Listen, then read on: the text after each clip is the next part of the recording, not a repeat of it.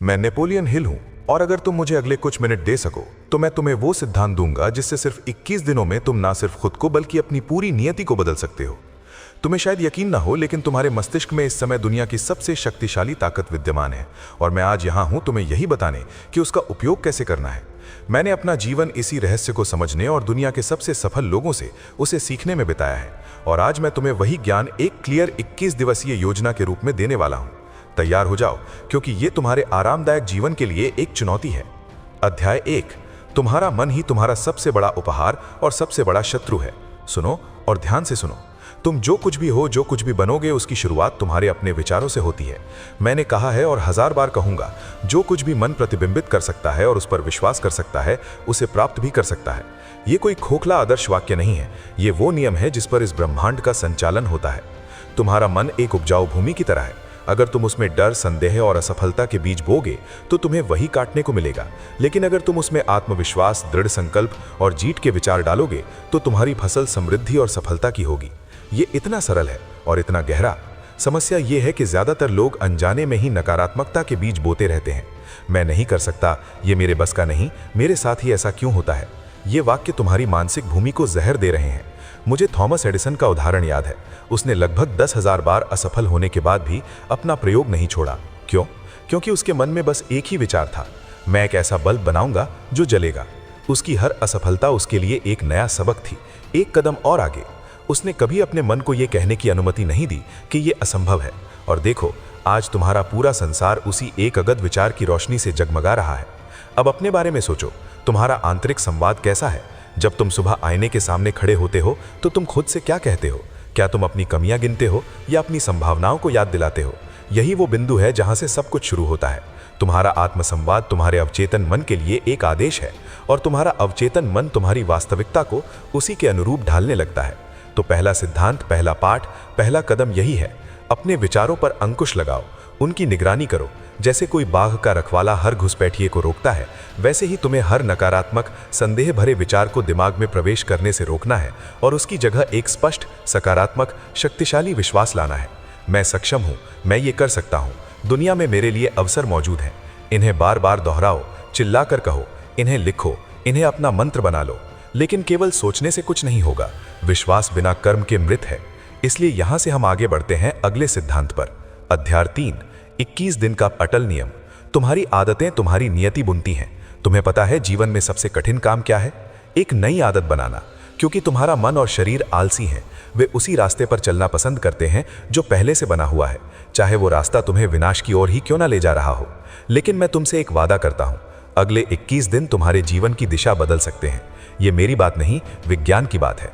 10,960 में डोमैक्सवेल मल्ट्स ने देखा कि उनके मरीजों को अपने नए चेहरे को स्वीकार करने में औसतन 21 दिन लगते थे। उन्होंने इस अवलोकन से साइकोसाइबरनेटिक्स का सिद्धांत दिया कि किसी भी नए मानसिक छवि या आदत को अवचेतन मन में बैठने में कम से कम 21 दिन लगते हैं। आधुनिक तंत्रिका विज्ञान ने इसे सिद्ध किया है। जब तुम कोई काम लगातार दोहराते हो, तुम्हारे मस्तिष्क की कोशिकाएं उसके लिए नए रास्ते बनाती हैं।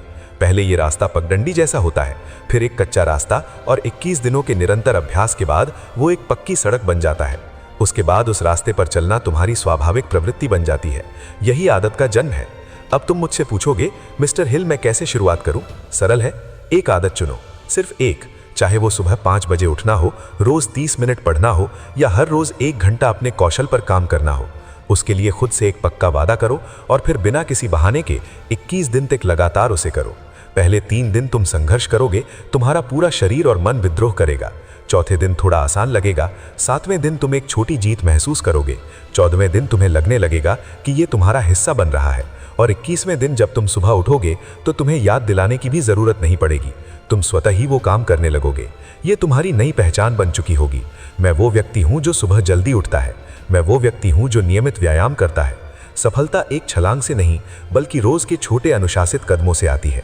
इस 21 दिन के नियम का एक और पहलू है, बुरी आदतों को तोड़ना। तुम एक खराब आदत को सीधे तौर पर मत करो कहकर नहीं हटा सकते, तुम्हें उसे एक अच्छी आदत से बदलना होगा। 21 दिन तक ये प्रतिस्थापन करो और तुम्हारा मस्तिष्क नया रास्ता पाथ बना लेगा। याद रखो, जो तुम बार बार करते हो वही तुम बन जाते हो। तुम्हारी आदतें तुम्हारे चरित्र को गढ़ती हैं और तुम्हारा चरित्र तुम्हारी नियति को। अब इन आदतों और विचारों को किस दिशा में ले जाना है, इसके लिए हमें तीसरे सिद्धांत की जरूरत है। अध्याय 3, स्पष्ट लक्ष्य के बिना तुम एक बिना पतवार की नाव हो। मुझे एक सवाल का जवाब दो, तुम जीवन में क्या चाहते हो? और जल्दी से। सामान्य जवाब मत देना, पैसा चाहिए, खुश रहना चाहता हूं, ये नहीं चलेगा। मुझे सटीकता चाहिए, मुझे स्पष्टता चाहिए। एक सफल जीवन की नींव की एक स्पष्ट लिखित प्रमुख उद्देश्य है। मैंने देखा है कि दुनिया के हर महान नेता, हर सफल उद्यमी के पास ये एक चीज समान थी। उन्होंने अपना लक्ष्य क्रिस्टल की तरह साफ परिभाषित किया था। अगर तुम्हारे पास ये क्लैरिटी नहीं है तो तुम हर हवा के झोंके के साथ इधर उधर भटकते रहोगे। तुम्हारे पास ऊर्जा होगी, प्रतिभा होगी, लेकिन दिशा नहीं होगी, और दिशा के बिना सब कुछ व्यर्थ है। तो आज अभी यही काम करो। एक कागज और कलम लो, सबसे ऊपर लिखो मेरा प्रमुख उद्देश्य, और फिर उसे लिखो मेरा प्रमुख उद्देश्य अगले 5 वर्षों में मैं अपने परिवार को वो जीवन दे सकूं जिसके वे हकदार हैं। देखो, ये स्पष्ट है, ये मेजरिंग योग्य है, इसमें समय सीमा है, ये स्पेसिफिक है। और फिर हर सुबह उठते ही इस उद्देश्य को 2 बार पढ़ो, जोर से पढ़ो। रात को सोने से पहले इसे फिर से पढ़ो। ऐसा करने से ये तुम्हारे चेतन मन से तुम्हारे अवचेतन में उतर जाएगा, और एक बार ये तुम्हारे अवचेतन में बैठ गया तो फिर जादू शुरू होता है। जब तुम अपना लक्ष्य क्लियर कर लेते हो तो तुम्हारा मस्तिष्क दुनिया में उस लक्ष्य से जुड़े अवसरों, लोगों और जानकारियों पर ध्यान देना शुरू कर देता है जिन्हें पहले तुमने नोटिस ही नहीं किया था। बिना लिखित लक्ष्य के तुम दूसरों के लक्ष्यों को पूरा करने में ही लगे रहोगे। तुम किसी और के सपनों के लिए काम करोगे? क्या तुम यही चाहते हो? नहीं। तो अभी उठो और लिखो। ये पहला कदम है वास्तविक स्वतंत्रता की ओर। लेकिन एक बार लक्ष्य मिल जाए तो उस तक पहुंचने के लिए एक विशेष प्रकार के ज्ञान की आवश्यकता होती है। अध्याय 4, विशिष्ट ज्ञान, वो तलवार जो भीड़ में से तुम्हें अलग करती है। मैं तुम्हें एक सच बताता हूं, सामान्य ज्ञान चाहे वो कितना भी विशाल क्यों ना हो, तुम्हें धनवान या एक्स्ट्रा ऑर्डिनरी रूप से सफल नहीं बना सकता। तुम्हारे पास वो सब कुछ हो सकता है जो तुम पढ़ सकते हो, लेकिन वो तुम्हें औसत से ऊपर नहीं उठाएगा। सफलता के लिए जरूरी है विशिष्ट ज्ञान, वो ज्ञान जो किसी एक क्षेत्र में गहराई से हो और जिसे तुम एक निश्चित उद्देश्य की ओर लगा सको। मैं हेनरी फोर्ड की कहानी सुनाता हूं। वो खुद एक महान इंजीनियर नहीं थे, लेकिन उनमें एक विशिष्ट ज्ञान था, संगठन और बड़े पैमाने पर उत्पादन का। और उन्होंने उन इंजीनियरों की एक टीम बनाई जिनके पास वो विशिष्ट ज्ञान था जो उनके पास नहीं था।